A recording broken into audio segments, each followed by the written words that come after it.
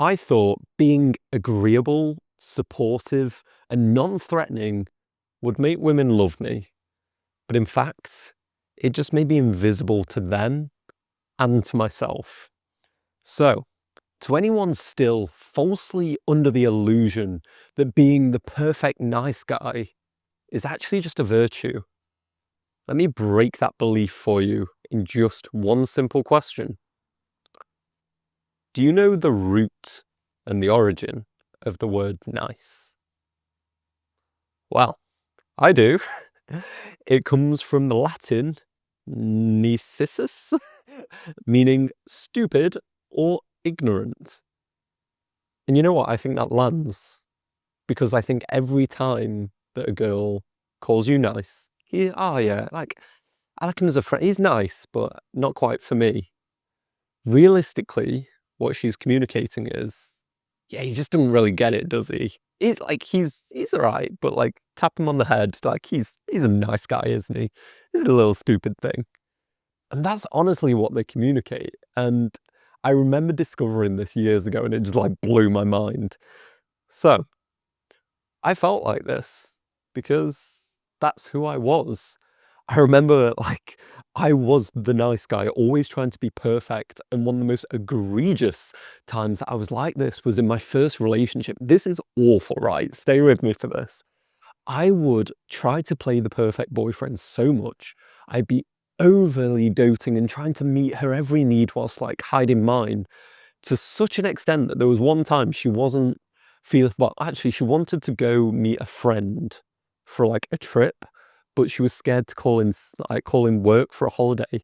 So I literally ended up calling like Sainsbury's, the supermarket's like head office, to call in for her to try and arrange a holiday without telling her from work. It was a major overstep. So I like spoke to her manager without asking her just because she was like, oh, I'd like to go, but I don't know if I can do it. I just went ahead and did it.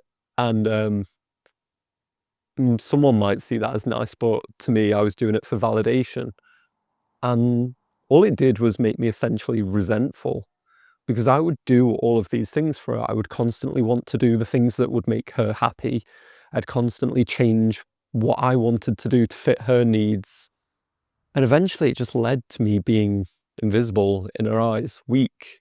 And I hated myself for it. My self-esteem was absolutely on the floor. And for any guy out there that's predicting this pattern, you'll know how this ends up. She broke up with me. And to me, that truly stung. And this one was particularly painful because this was my first ever girlfriend. Like, I'd been that guy that grew up that all he ever wanted was to be with somebody. Like, I just wanted a girlfriend. All of my friends, they had relationships and I didn't. So when I finally got one, it was like, I was so ecstatic. I felt like good enough and it meant so much to me.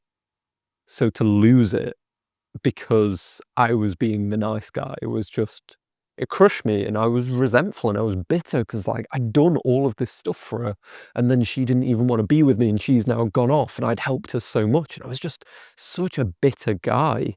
And it took hitting this like rock bottom moment where I really had to look at myself and realize like, oh, I don't think I was particularly doing those things to be the good guy. I think I got high off her validation, if I'm entirely honest. So I chased and chased it.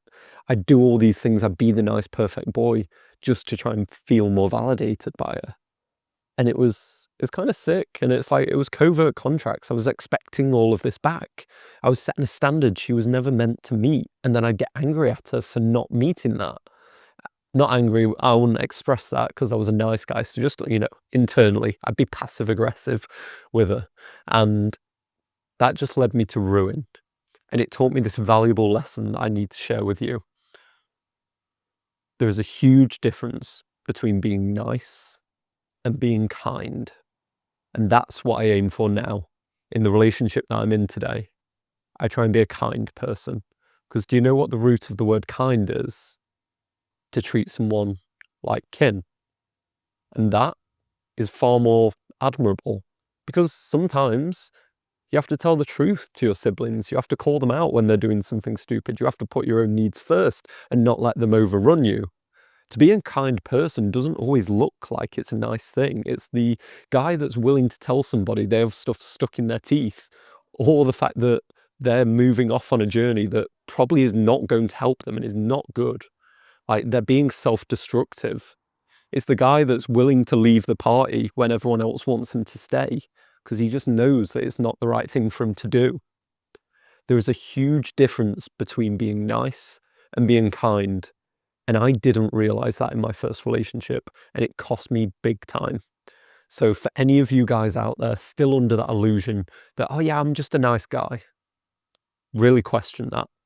Really question if you're nice or if you're just needy and looking for validation, and shift your aim and start to become the kind guy. And for any of you guys that really feel like you're entrenched in this, like me, you're highly agreeable, you constantly self-sacrifice for others, and you need that way out.